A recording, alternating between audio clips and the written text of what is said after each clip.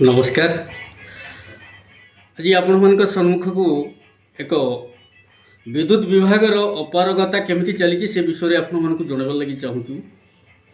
आज्ञा एक गोटे गाँव में दीर्घ 5 दिन हो गला से गाँव ट्रांसपोर्टा पुड़ी जाइए किंतु विद्युत विभाग कौन कर्णपात करूना।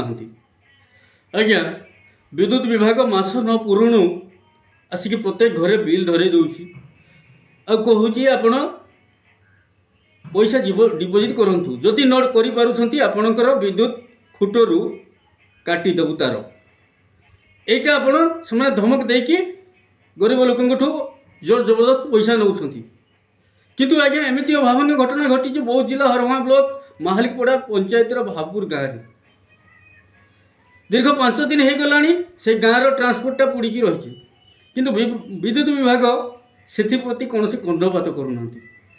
आज्ञा आप जमी जोर जबरदस्ती लोकों पैसा आदाय कर ठीक सेमती जोर जबरदस्ती आणिक ट्रांसपोर्टा भी बसई पार्बा कथा। ए अपारगता कहाँ चली एणु विद्युत विभाग को आम चेतावनी दौचु जदि आपण आगामी